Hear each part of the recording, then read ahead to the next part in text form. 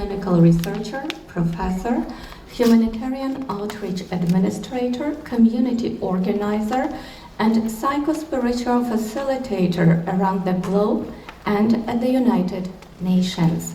So let's welcome our next speaker. Thank you so much, Alina. Welcome, everyone. Thank you for coming. And if you could move forward, we have some nice goodies of flower essences and natural flower remedies, so we can share it more easily when you're sitting in the front. So how many of you are born outside USA? Well, it looks like almost half of this room. Let's look at some of the transformative aspects of being from another country. Always being mindful the United Nations Sustainable Development Goals. We work with about 6 and 7 of these goals. There's 17 and all 196 countries have signed and agreed to meet these goals, 17 goals, by the year 2030. So we have about 10 years left. We have a lot of work to do.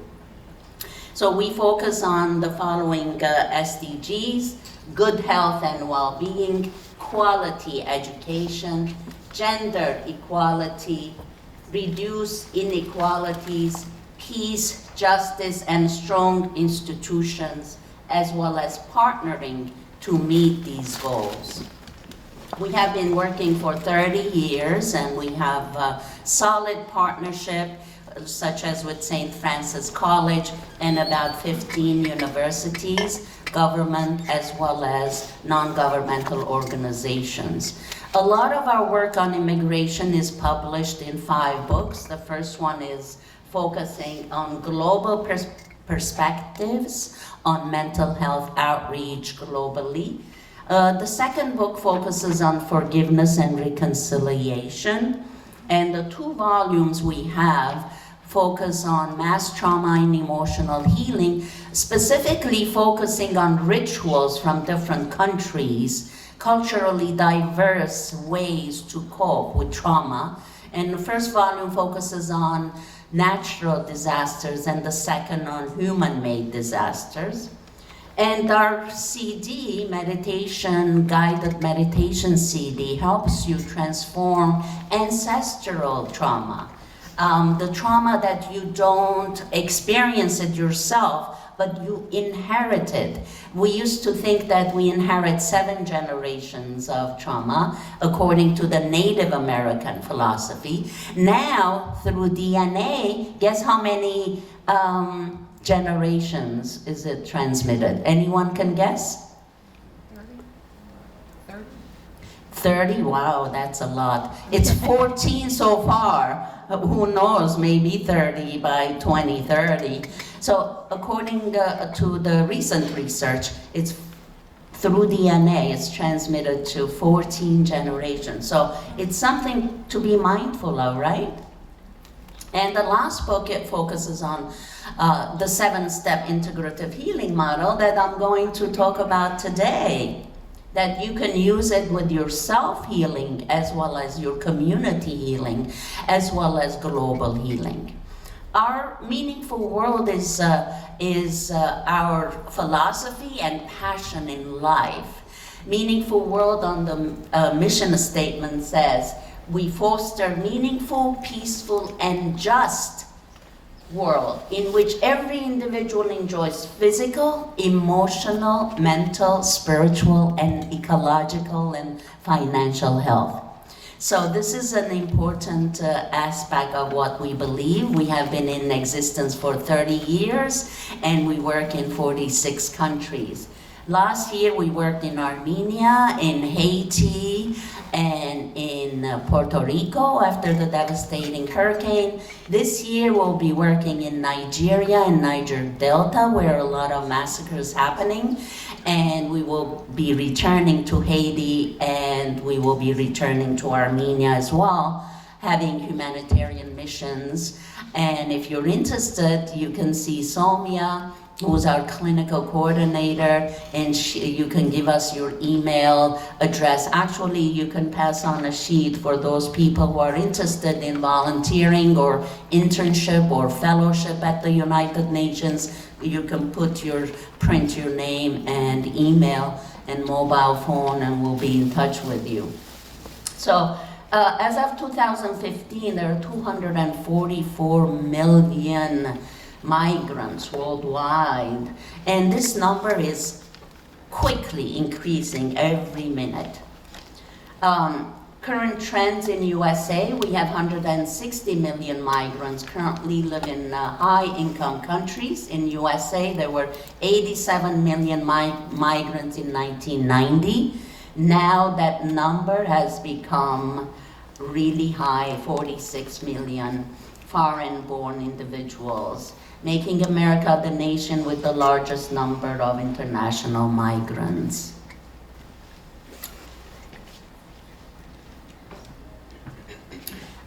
UN High Commissioner for Refugees states there are 68.5 million people forcibly displaced worldwide, as reported in 2017. 40 million is internally displaced people, such as when we go to Haiti, we work with internally displaced people. And when we go to Africa, Kenya, Rwanda, and Congo, and Sierra Leone, we also work with a lot of internally displaced people. And 3.1 million are seeking asylum. So, what are some of the, where do they come from? And it's alarming to see that the largest number of refugees in the current situation and the last 2 years are coming from these 5 countries: Syria, Afghanistan, South Sudan, Myanmar, and Somalia. Are we surprised? No, these are the areas where high conflict is happening, and there's a lot of civil war and wars that are based on religion, etc. So today I'm going to share with you the 7-step integrative healing model, and you do have the handout. Soumya just shared with you the handout. Before that, I wanted to share that I am a refugee myself. I am a Syrian refugee. And I wrote something from my experience I'd like to share now. I'm an Armenian Syrian, immigrated in the mid-1970s. My first week in American high school, I was called a dirty immigrant. When I asked, well, what I was, I responded, Armenian. They asked in a demeaning way, what's that?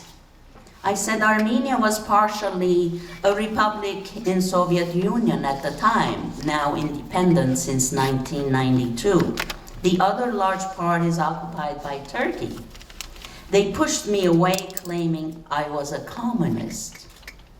But I told them I wasn't even born in Armenia.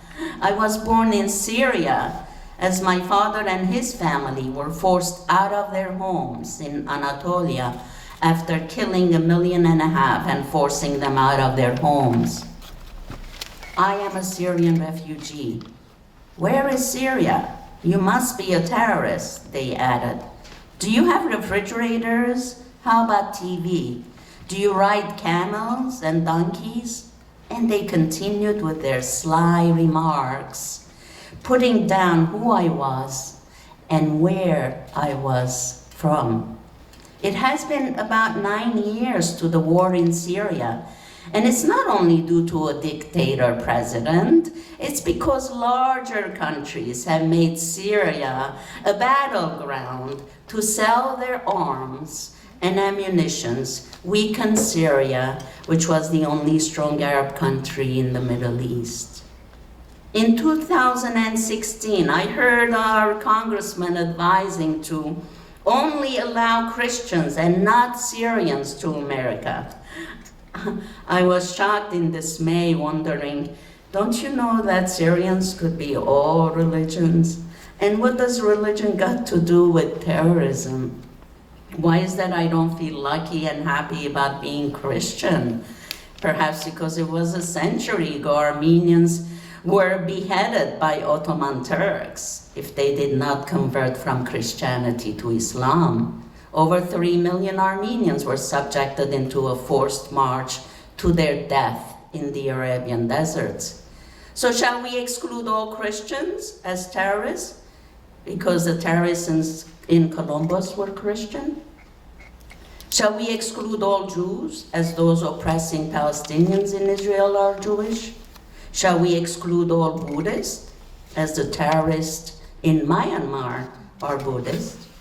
And where do we draw the line of sanity and stop? I'm a Syrian refugee, and I'm grateful for the human rights that we enjoy here in USA. I was tired of being squeezed between two brothers, stripped of all my human rights as a girl and then as a woman, subjected to gender stereotyping and discrimination. I'm grateful of all the opportunities I enjoy here in USA. My parents prohibited me from riding a bicycle in Syria. Well, here in USA, I learned to ride a motorcycle. We were traumatized of wars all around us in the Middle East. Here we are in a bubble. We contribute to all the conflicts around us, but then we attempt to sit pretty, mighty, pseudo-safe, and big while wondering why are certain people are targeting us. I am grateful of all the opportunities I enjoy here in USA. While it should be practiced around the world, as the United Nations Universal Declaration of Human Rights states, all human beings are born free and equal in dignity and rights, without distinction of any kind, such as race, color, gender, language, religion, political or other opinion, national or social origin, property, birth, or other status. I am an Armenian Syrian refugee, now an American citizen. I am filled with sadness and disappointment as we are subjecting thousands of humans to unnecessary trauma. Instead of embracing Syrians with empathy and compassion, we're becoming border judges examining their faith. Yet no one is asking what has happened to our faith. And how about the golden rule? Do unto others what you wish to be done to you. Well, I also have much hope and empathy as I meet strangers who express words of empathy to me, as they send their compassion and condolences for my fallen relatives in Syria, which fills my heart with peace, instilling a deep sense of hope and ever-present compassion, the courage to endure, the passion to take one day at a time, and the wisdom to be truly mindful and present. Thank you. So we're going to now go through the steps of the 7-step integrative healing model that incorporates mind, body, spirit, ecology, which is Mother Earth, what distinguishes it from other models. This is the most comprehensive and inclusive model. We start with assessment like every other model. And with the assessment, we have given you handouts that says emotional management. If you can take a look at that, emotional management, it looks like this. And identify what are your negative feelings that you find yourself you go to more frequently. Of course, we feel all of these feelings: sadness, worry, embarrassment, anxiety, shame, frustration, jealousy, disappointment, and hurt, etc. But there is one or two that kind of automatically we go to in times of distress. What is that for you? Anyone can raise their hands and share. What is your go-to? Yes. Worry? Worry, yes. A lot of us engage in that useless exercise of worry when we know that we can't change the past and we cannot change the future or envision or determine. We can, of course, vision it, but we can't really change. So, what else? Anyone else? Yes? Frustration. Frustration, yes, definitely. A lot of us feel frustration because what we expect and what's out there is not aligned. So we need to work on alignment. So going back, always be mindful of daily identifying your feelings, measuring them, because guess what? We don't have emotional thermometers. So after you identify its frustration and worry, you ask yourself, from 0 to 10, what level of frustration and worry am I feeling at this moment? Anytime that number is above 4, stop and take a mental health day.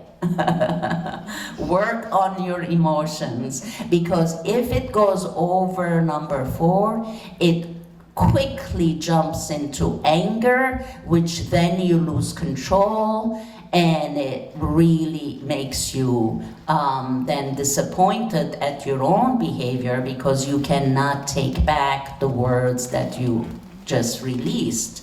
So that's the reason that we need to be mindful daily, because we wash ourselves, our bodies, external bodies. We move our bowels and release the internal physical waste, but emotional waste, we don't have a system to do it. And I am recommending you to engage in this daily emotional alignment. And then, if it's a little bit over 4, try to go to the next level. I'm sorry, the other way. The next step is releasing your emotions, expressing your feeling. Releasing is important form of transforming your pain and sorrow. You can talk with a best friend who's not judgmental. You can write in a journal, or you can have morning pages. Morning pages are 1 page, you write non-stop. You fill the page and then you put it aside. That's your emotional toilet, emotional waste, emotional release. And then hopefully you will receive step 3, empathy and validation by your non-judgmental friends or a therapist, counselor. And validation is very important, as Harry Stack Sullivan said. Without validation and acknowledgement and empathy, there's no closure. So if you need to heal, you must go through these steps, because there's no healing without expression and without receiving empathy and validation. So the first 3 steps are, we are still a victim. We are suffering. We are in distress. We need assistance. But it's number 4, step number 4, where you jump just like coming out of a phoenix, out of the ashes, because you have learned a meaningful lesson. You have learned a positive lesson. Because what do we call that in psychology now? Post-traumatic growth. Because, as Nietzsche said, that which does not kill you makes you stronger. Yes. So that is connected to post-traumatic growth. It's not all about, immigration is not all about trauma. It's also about growth, integration with a new culture, taking the best of the two cultures, making your own nice alignment and balance. So we need to be careful and cautious not to look at every refugee and immigrant or migrant as, oh, poor she or he, they're suffering from PTSD and they need this or that. They have a lot of education, strengths, and gifts that they can share and integrate within the existing culture and enrich. We will be enriching one another. We have a saying, a motto at Meaningful World, when one helps another, both become stronger. So it's not about looking at, oh, we're helping them, poor them. No, we are growing stronger and more mindful, hopefully, together. So that is based on Viktor Frankl's theory of logotherapy. And I am grateful that I was able to take a course with Viktor Frankl. And that's me, by the way. How many of you have read Man's Search for Meaning? Good, almost 50%. But that means the other 50% need to do it right away. Write it down in your to read list. And different spring breaks and holiday breaks are coming up. Recommend highly for everyone to read Man's Search for Meaning. It will help you discover a deeper connection with your work globally and situationally. And another person that I like to tribute this presentation is Maya Angelou, who has said it so poignantly. Hate, it has caused a lot of problems in this world, but it has not solved one problem yet. And the same with wars. We go in with our ancient methods of solving problems and conflicts. But we have in psychology, in peace psychology, developed a lot of peaceful reconciliations, peaceful dialogues. What's happening that our administration is not using those vital methods of peaceful collaboration and closing down governments and reacting like a child. We need to be active and really help our leaders learn these wonderful transformative tools. Operationalizing a rights-based approach, making sure that usually what happens with migrants, especially when they're in tent cities, we've seen a lot of their rights taken away. We are working on many traumas. We're working on the horizontal trauma, generational trauma, individual trauma of going through immigration. It's a very arduous journey, and vicarious trauma. So you see there are multiple traumas could result from the immigration and migration and refugee and asylum status that is very traumatic. How many of you have heard horizontal violence? Can someone tell us what that is? Okay, all right, something that you need to work on. Horizontal violence is research based on oppressed group of people like women and African Americans in America or Latin Americans or other minorities. And it says that the pressure is from top government down to the people. And the people's frustration building up and up and up. They try to negotiate with the oppressor, but there's no communication going there. They continue pressing down, as frustration is at the same time building up. So there's nowhere that it can blow up towards up to the government and leaders, and it explodes horizontally. And what happens? I am hurting the very same family members, my brothers and sisters, without being aware of what I'm doing.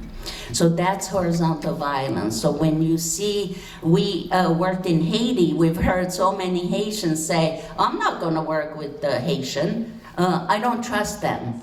That's horizontal violence. We worked in Sierra Leone, we heard the same thing. I don't wanna work with Sierra Leoneans, I wanna work with you. But we're not here, we're not living here, we're gonna go back home. So it shows that horizontal violence is very alive in many, many countries, small countries. And generational trauma. For years I've been carrying my father's pain and suffering from the genocide. I didn't know because I had a back pain. I didn't know where it was coming from. Then it turned into digestive problem. I didn't know why I was having this problem because I wasn't aware I was carrying this chair, this trauma from my family. And some of us are carrying in the back, and then at the end of the day we say, how come my back is hurting? I don't remember carrying anything heavy. So what I recommend with the generational transmission is you recognize that. You go through ancestral healing, recognize what is the trauma and where you are carrying. And I was so frustrated, hurt, disappointed, sad, that it was shot up to anger. And until I met Viktor Frankl and he told me about dropping this load that I was carrying. Dropping it and looking at it and examining where it came from, which is my ancestors from Ottoman Turkish genocide, understanding and releasing, and then moving on to forgiveness. And making this as a stepping stone. Instead of carrying on my back, making it stepping stone. Where now I can see people in the back that I couldn't see previously. My horizon, my vision, everything is expanded to see more. Where was I before? I was a victim. I was only seeing the tires, the dirt, the shoes. But then when I opened up and used that trauma as my stepping stone, I was able to transform and reach different heights, if you may, literally and figuratively. So I want you to today, if you don't remember anything that I said, just remember the chair. Find out where you're carrying it and drop it. Drop it, learn from it, and move on. Move on with new lessons, new insights, and new purpose. So let's move on. So we have many other challenges for immigrants. We need to look at their skill sets, certifications, reducing the cost of remittances, smuggling, and human trafficking. We have worked with so many trafficked children, and there are thieves out there, human thieves, predators who are waiting for wars and earthquakes. And I mean, after the earthquake in Pakistan, you know, people were trying to like steal children in Turkey, in Iran, in Haiti. So UNICEF is great. They come on right away and they try to help and number the children, etc. So we have worked in many of these regions of the world: Middle East, Caribbean, Africa, Europe, Asia, North America, South America. We work in 46 countries, and this is our United Nations team. We have programs there 2-3 times a year because we're affiliated with the UN. Here we are having a program at the chapel that is on Commission on Status of Women. And here we're having a day of celebrating United Nations, with different speakers here, working with internally displaced. In Palestine, there are camps that people are living in these refugee camps since 1945, ladies and gentlemen, with no water and electricity. Camps in Jordan and camps in Lebanon, and here the workers, migrant workers in Israel. And all these camps and tent cities have the same problem. 75% of these refugees are women and children, and most of them are being either raped, forced into sex, and being pregnant, honor killing, and other discriminations such as being paid less with the same work that men do. And here a victim of rape in Africa that was totally, I mean, it's such a joy to bring up children and to breastfeed children, but you see the despair in her eyes, because this is not what she wanted, that this was forced onto her. The same with the internally displaced in Kenya. There are camps and camps that people are living in extreme dire situation with no bathroom, sanitation, plants, or anything. So women being raped, also marginalized and traumatized in Burundi. How many of you know that an actual genocide happening there now? And what happens then? We have a next generation of unwanted and upset and depressed children that we need to work on their health, mental health, and well-being. There are many other discriminations preventing girls to get education. Even whenever there's limited food, the food goes to the boys and then to the girls. Even in China, we've seen that in orphanages. They're being abused physically, emotionally, and there is still countries in Kenya, towns like they continue using female genital mutilation, which the law officially changed, but the practice is really continuing. So a lot of girls are excluded from school, just basic need, basic education, which is part of the SDG. Everyone is supposed to have that. We engage the boys because you have to start when they're young. And these are the boys in Rwanda that were orphans of the genocide. We help them disarm their negative feelings of anger, negativity, greed, envy, and frustration. Because anger is poison. It affects us before it even affects anybody else in the world.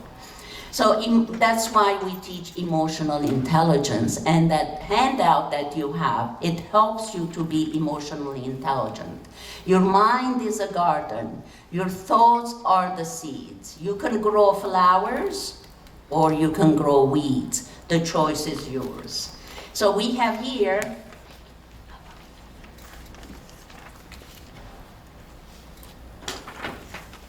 many refugees are because of natural disasters. You know how many disasters we have per year? At least a dozen in each in the world.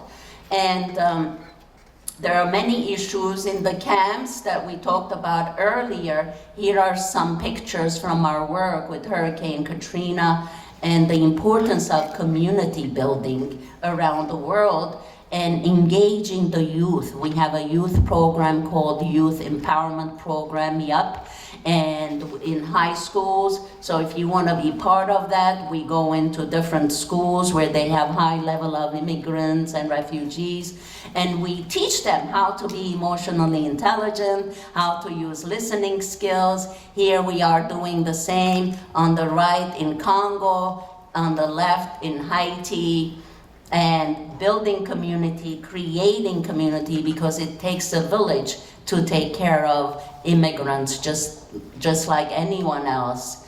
And engaging academia is what we do in every country. We have at least 5 academia, orphanages, older people, younger people, and the tents all around, the shelters in Congo, and make sure that children are not trafficked and used for slavery, organ donation, or otherwise. And we introduce the ecological perspective is introducing peace and forgiveness gardens, planting trees, and helping them to use the garden to meditate, reflect, and energetic healing.